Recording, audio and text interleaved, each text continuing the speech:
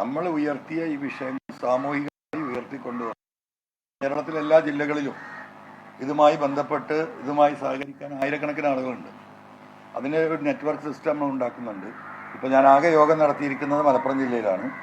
ഇനിയുള്ള ദിവസങ്ങളിൽ കേരളത്തിലെ മറ്റുള്ള 13 ജില്ലകളിലും ഈ ആശയം ജനങ്ങളിലേക്ക് എത്തിക്കാൻ സമ്മേളനം നടത്താൻ തന്നെയാണ്.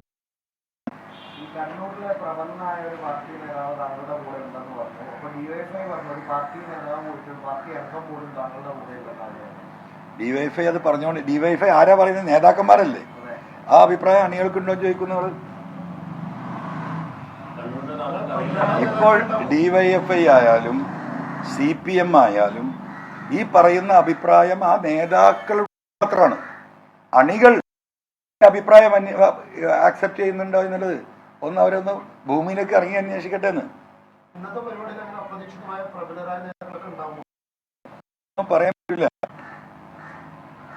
ഇപ്പൊ അതൊന്നും പറയാൻ പറ്റില്ല.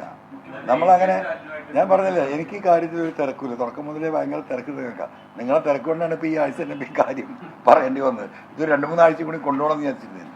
അപ്പൊ ഇനിയെങ്കിലും എന്നെ തിരക്കാതിരിക്കുക. ഞാനൊന്നും മെല്ലെ ഈ ആളുകളായിട്ട് ഈ സാധാരണക്കാരായിട്ട് പോട്ടെ. ഇന്നിപ്പോ അവിടെ രാവിലെ പന്തൽ വന്നപ്പോൾ ഉയർന്ന ചോദ്യത, ആരാ പ്രബലന്മാര്? ഈ നാട്ടിലെ സാധാരണക്കാരാണ്, ഈ നാട്ടിലെ തൊഴിലാളികളാണ്, ഈ റോട്ടിൽ വണ്ടി ഓടിക്കുന്ന ഓട്ടോറിക്ഷ തൊഴിലാളികളും ടാക്സി തൊഴിലാളികളാണ്, വഴിയോര കച്ചവടക്കാരാണ്.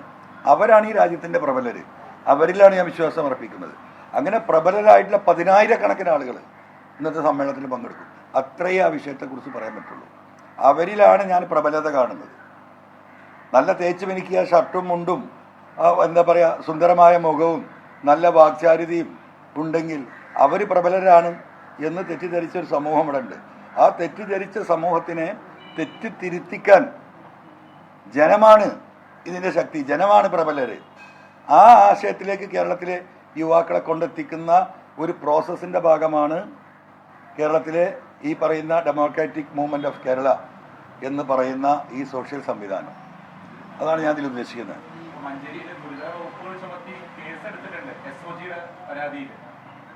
കേസ് ഇനിയും വരും. ആ വകുപ്പ് അത് ഉണ്ടാവുമല്ലോ. ADGP അജിത് കുമാർ സ്വർണം കടത്തിയാൽ വകുപ്പ് തന്നെ കേസ് തന്നെയല്ല. പൂരം കലക്കിയാൽ കേസില്ല. മനസ്സിലായോ? പോലീസ് ഫോൺ ചോർത്തുന്നു. അവിടുത്തെ അത്യാധുനിക ഈ പറയുന്ന മാവോയിസ്റ്റ് ആക്രമണം നിയന്ത്രിക്കുന്നതിന് കുറ്റങ്ങൾ ചെയ്യുന്ന ആളുകളെ കണ്ടെത്താൻ വേണ്ടിയിട്ടുണ്ടാക്കിയ സിസ്റ്റം ചോർത്തി ഈ പറയുന്ന ADGP അജിത് കുമാറും സുജിത് ദാസും അവർക്ക് ആവശ്യമായ കേരളത്തിലെ പ്രബലരായ മന്ത്രിമാരുടെ, പൊതുപ്രവർത്തകരുടെ, പത്രമാധ്യമ പ്രവർത്തകരുടെ, സമൂഹത്തിന്റെ മുന്നിൽ നിൽക്കുന്ന എല്ലാവരുടെയും ഫോൺ ചോർത്തുന്നുണ്ട് എന്ന വിവരം എനിക്ക് ലഭ്യമായിട്ടുണ്ട്. ഇത് പരിശോധിക്കണം എന്ന് പറഞ്ഞ പരാതി കൊടുത്ത്, ആ പരാതി കൊടുത്ത കട്ടവനവിടെ നിൽക്കട്ടെ, കണ്ടവനവിടെ നിൽക്കട്ടെ, കാണാത്ത ഞാൻ പറയാം എന്ന് പറയുന്ന സ്ഥിതിയാണ്. ഇതാണ് ഇന്നത്തെ കേരളത്തിന്റെ സ്ഥിതി. കേസെടുക്കട്ടെ എന്ന്. ഇന്ന് ചിലപ്പോൾ ഈ പരിപാടിയുടെ മുന്നിൽ ചിലപ്പോൾ എന്നെ അറസ്റ്റ് ചെയ്ത് കൊണ്ടേക്കാം. ഞാനതിന് റെഡി ആയിട്ട് നിൽക്കുന്നു.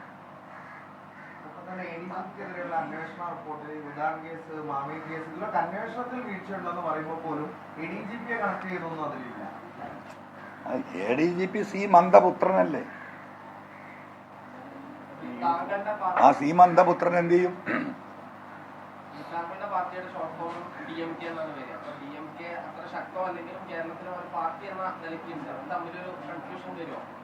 അല്ല, കൺഫ്യൂഷൻ വരാണെന്നില്ലല്ലോ. അങ്ങനെ ഇപ്പോൾ Kerala Congress M, Kerala Congress B, Kerala Congress C, പിന്നെ ഏതൊക്കെയല്ലേ അശ്മി, വല്ല കൺഫ്യൂഷൻ ഇവിടെ ഉണ്ടാവും.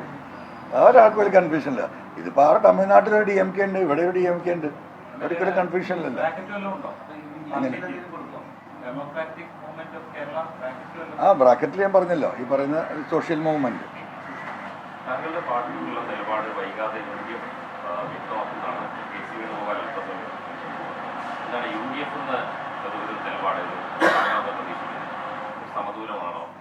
ഞാനോ? ഞാൻ അതിനെ കുറിച്ചൊന്നും ഇപ്പം ആലോചിച്ചിട്ടില്ല. ഈ എന്താ പറയുക, കുട്ടി പറക്കുന്നേ ഉള്ളൂ. ഇതുവരെ ഗർഭിണിയാണ്. ഇന്നേ പ്രസവിക്കുന്നുള്ളൂ. ഇതിങ്ങനെ എന്താ പറയുക, ഒന്ന് ഭൂമിയിലേക്ക് ഇറങ്ങി ഒന്നെന്താ പറയുക, ഒരു കാലുറക്കാനുള്ളൊരു ചെറിയ സമയമെങ്കിലും വേണ്ടേ. ജനം എന്ത് തീരുമാനിക്കുന്നു നോക്കാം നമുക്ക്. We will see. ഇത് ആരുടെയും കുത്തകയല്ല ജനം. അങ്ങനെ ചില ധാരണയിൽ നടക്കുന്നുണ്ട്. അപ്പം നിങ്ങളുടെ ചോദ്യത്തിൽ തന്നെ അതാണല്ലോ, എന്താ പ്രബലന്മാരുണ്ടോ? എന്താണ് ഇതിൻ്റെ മീനിങ്? നിങ്ങൾ ഉദ്ദേശിക്കുന്ന പ്രബലന്മാരാക്കിയതാരാ? ഇനി ആ ആംഗിളിൽ നമുക്ക് സംസാരിക്കാം. ഈ നാട്ടിലെ സാധാരണക്കാരായ ജനങ്ങളല്ലേ. അപ്പം പ്രബലരല്ലാതാക്കുന്നത് ആരാണ്? ഈ പറയുന്ന ജനതയാണ്. ആ ജനതയ്ക്ക് വേണ്ടിയാണ് ഞാൻ സംസാരിക്കുന്നത്. അവർ ഈ സമൂഹത്തിൽ എന്താ പറയുക നേരിട്ട വിഷയങ്ങളാണ് ഞാൻ ഉന്നയിച്ചത്. ഒരു ജില്ലയെ തന്നെ പരിപൂർണമായിട്ടും അപരവൽക്കരിക്കുന്ന രീതിയിൽ പറയുക മാത്രമല്ല, അത് ലോകം മുഴുവൻ എത്തത്തക്ക രീതിയിൽ ഡൽഹിയിൽ പോയിട്ട് പത്രസമ്മേളനം നടത്തുക, എന്നിട്ട് പിന്നെ ഞാനത് അങ്ങനെ പറഞ്ഞില്ല എന്ന് പറയാം. എന്താ ഇവർക്ക് പറ്റിയ PR ടീമിന് പറ്റിയ അമളിയാണെന്ന് പറയുക. എന്നാൽ അങ്ങനെ ഒരു അമളി പറ്റിയിട്ടുണ്ടെങ്കിൽ ആ പത്രം ഇറങ്ങി 15ാമത്തെ മണിക്കൂർ രാത്രി 8:30 മണിക്ക് ഞാനതിനെക്കുറിച്ച് ഒരു പൊതുയോഗത്തിൽ സംസാരിക്കുന്നത്. പിറ്റേ ദിവസം 30 മണിക്കൂർ കഴിഞ്ഞിട്ടാണ് മുഖ്യമന്ത്രിയുടെ ഓഫീസിൽ നിന്ന് ഇതൊരു വിശദീകരണമാണ്. അങ്ങനെ ഒരു തെറ്റ് പറ്റിയിട്ടുണ്ടെങ്കിൽ രാവിലെ എന്തുകൊണ്ട് ഇതൊക്കെ കള്ളല്ലേ, പച്ചക്കള്ളം. ഇതൊക്കെ ഇനിയും നമ്മൾ വെറുതെ ചർച്ച ചെയ്തുകൊണ്ടിരിക്കണം. ആളുകൾക്ക് ഇതൊക്കെ മനസ്സിലായിട്ടുണ്ട്.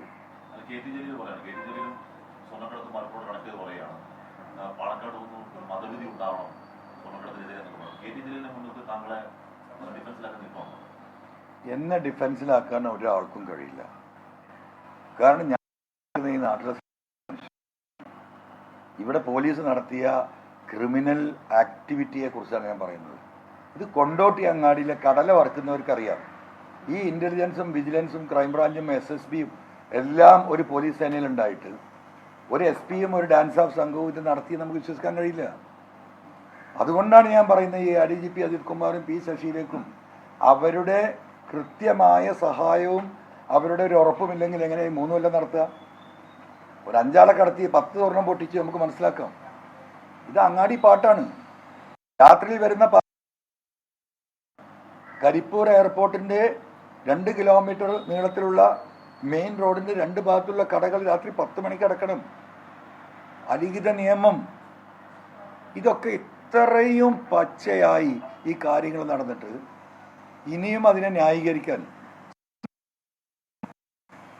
എന്ത് ബേസിലാണ് ഈ പാർട്ടി ഇതിനെ ന്യായീകരിക്കുന്നത്?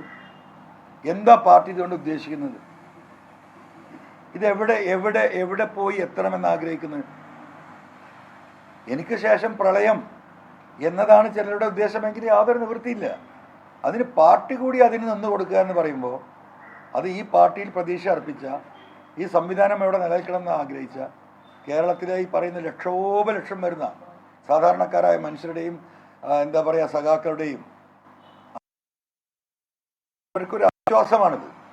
ആ മരമാണ് വെട്ടിക്കളയുന്നത്. അതായത് ഇന്നലെ മുഖ്യമന്ത്രി നേരത്തെ പറഞ്ഞത് തന്നെയാണ് ജലീൽ മറ്റൊരു വിധത്തിൽ പറഞ്ഞത്. അത് പാണക്കാട് സ്വർണ്ണക്കടത്ത് നിയന്ത്രിക്കാൻ കഴിയുമെന്ന്. അതായത് ഒരു സമുദായത്തെ അല്ലെങ്കിൽ ഒരു മതവിഭാഗത്തെ തന്നെയാണ് അത് പ്രതികൂട്ടിലാക്കി അദ്ദേഹം സംസാരിച്ചത്. അല്ല, ജലീൽ അങ്ങനെ പറഞ്ഞതെന്ന് എനിക്കറിയില്ല. ജലീൽ അത് പറഞ്ഞിട്ടുണ്ടെങ്കിൽ അദ്ദേഹത്തിൻ്റെ പൊതുജീവിതത്തിൽ അദ്ദേഹം നടത്തിയ ഒരു സമൂഹത്തിന് എതിരെ നടത്തിയ ഏറ്റവും മോശപ്പെട്ട ഒരു സ്റ്റേറ്റ്മെൻ്റായിട്ട് അതിനെ കാണാൻ പറ്റും. അത്രത്തോളം അദ്ദേഹം തരം താഴും എന്ന വിശ്വാസം എനിക്കില്ല. ഞാനത് കേട്ടിട്ടില്ല.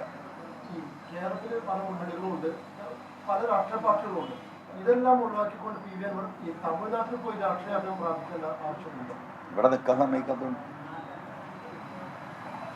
ഇവിടെ നമ്മളൊരു രാഷ്ട്രീയം എന്ന് പറയുന്നത് ഒരു പഞ്ചായത്തിലോ ഒരു ജില്ലയിലോ ഒരു സംസ്ഥാനത്തോ നിൽക്കുന്നത്. നമ്മുടെ രാഷ്ട്രീയ ഭരണക്രമം എന്താണ്? രാജ്യത്തിൻ്റെ പാർലമെൻറ്റ്, അതിൻ്റെ താഴെ സ്റ്റേറ്റ്, അതിൻ്റെ താഴെ ഡിസ്ട്രിക്റ്റ്, അതിൻ്റെ താഴെ വരുമ്പോൾ നമ്മുടെ ഗ്രാമപഞ്ചായത്തുകൾ. ഇതാണല്ലോ നമ്മുടെ ഒരു ഭരണക്രമം. അപ്പോൾ ഈ രാഷ്ട്രീയം എന്ന് പറയുന്നത് ഒരു പഞ്ചായത്തിനോ ഒരു ജില്ലക്കോ ഒരു സ്റ്റേറ്റിനോ ഉള്ളതല്ല.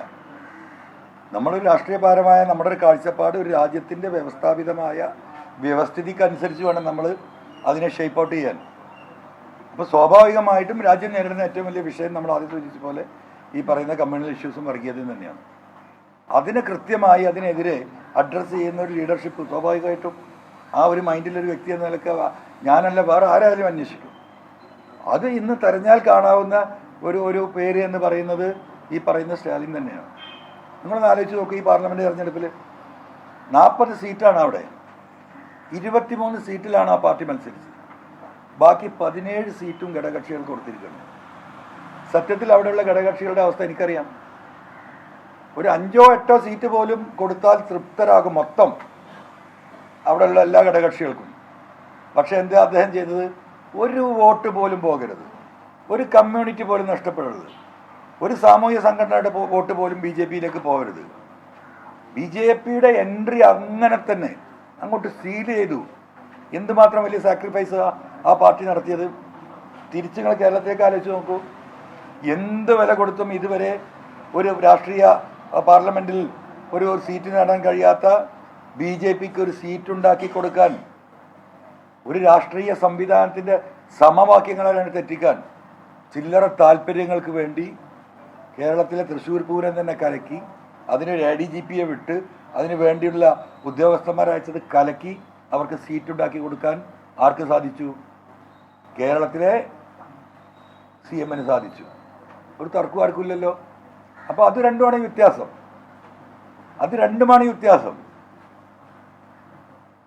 അതുകൊണ്ട് തന്നെയാണ് അങ്ങോട്ടേക്ക് പോകുന്നത്. ഈ